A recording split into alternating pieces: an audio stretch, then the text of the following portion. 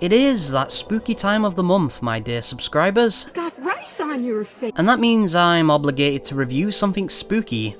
And what better genre to seek these spooks than the visual novel?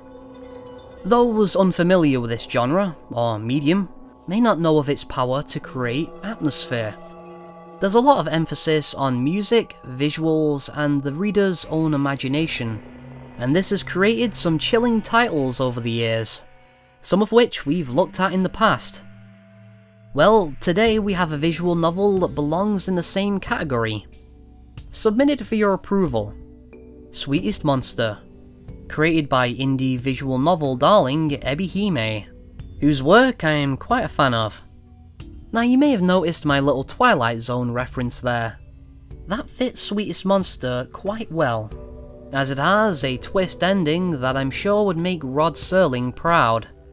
If he lived long enough to play visual novels, I guess. The game was heavily inspired by the best-selling Nekopara series, which was about catgirls.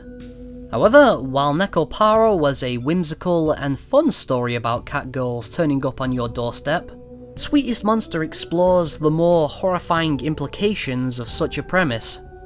The protagonist is a school music teacher named Robin, a man down on his luck.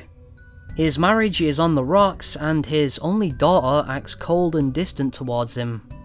One evening he meets a beautiful young woman named Belle, who turns out to be a shape-shifting monster.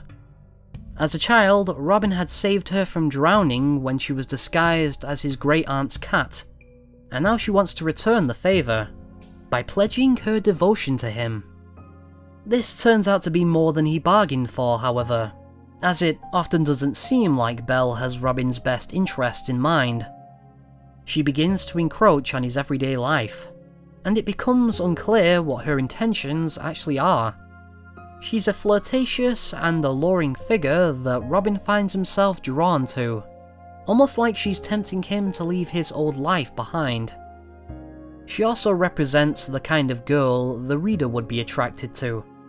If there were multiple routes, hers would be the path most would go down, I'm sure. I mean, how can you not? Look at that character design. This is a huge subversion though, as Sweetest Monster makes you regret this decision towards its conclusion. I'm not going to spoil, but it's actually very reminiscent of the main heroine in Song of Fire, who was a cute girl that turns out to be a hideous, Lovecraftian abomination. I know that sounds like I'm giving out spoilers, but I'm really not, trust me. It becomes anti-fanservice. Yes, it's another one of those visual novels that plays with the genre and your expectations. That's not to say it's a Doki Doki Literature Club type situation though. It's much more subtle than anything like that.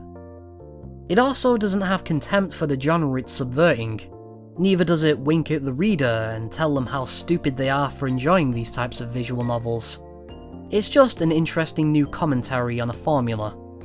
For the most part, you can consider Sweetest Monster a fun romp with a catgirl, with a mysterious and sometimes uncomfortable atmosphere. It's a unique experience that gets pretty much everything right. The characters are nicely fleshed out, the artwork is gorgeous, and the music is quality stuff. If you get a chance, I'd recommend checking it out, especially if you like those cute catgirls. But, fair warning, you may be in for more than you bargained for.